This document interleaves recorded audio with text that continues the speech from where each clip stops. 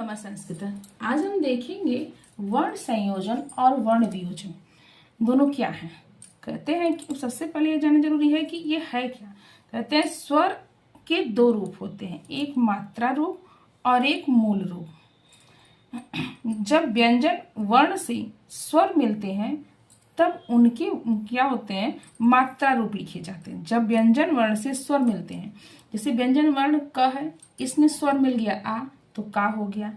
ख है, इसमें ई मिल गया, ई मिल गया तो खी हो गया। तो ये मात्रा रूप हो जाते हैं।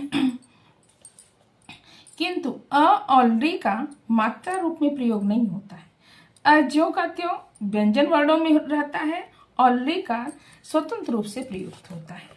कहते हैं आप वर्ण संयोजन किसे कहते हैं और वर्ण वियोजन किसे कहते हैं। ध्वनियों को मिलाकर शब्द या पद बनाना ही वर्ण संयोजन है। ध्वनियों को मिलाकर जितने भी जैसे तथा शब्द या पद में प्रयुक्त वर्णों को अलग अलग दिखाना वर्ण वियोजन है।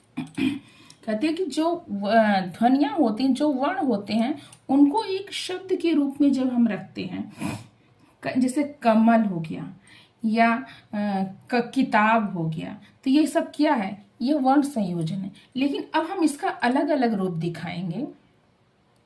इसमें प्रयुक्त जो वर्ण है, जो वर्ण प्रयोग किए जाते हैं, उसको जब हम दिखाएंगे तो वह वर्ण वियोजन कहलाता है।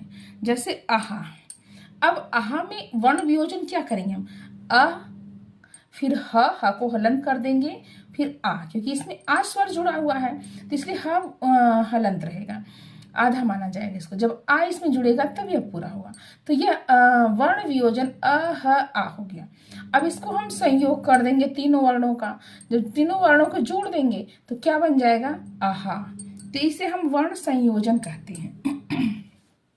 इसी प्रकार से त, आ, न और छोटी, इन वर्णों को अलग अलग वियोजन हुआ है, अलग अलग हुआ है। तो ये दोनों का, चारों वर्णों का अगर हम संयोग कर देंगे, उनका संयोजन कर देंगे तो हो जाएगा तानी। आगे देते पश्चामी। अब पश्चाम में इन वर्णों को अलग करना है, प हलन फिर अ, क्योंकि प में अ जुड़ा हुआ, सारे वर्णों को अलग करेंगे हम।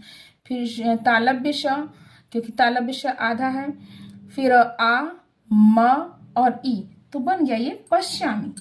कहते हैं कि इसी वर्ण वियोजन को ही, जो ये वर्ण वियोजन होता है, इसी को हम क्या कहते हैं, वर्ण विन्यास भी कहते हैं। इसे वर्ण विन्यास भी कहा जाता है।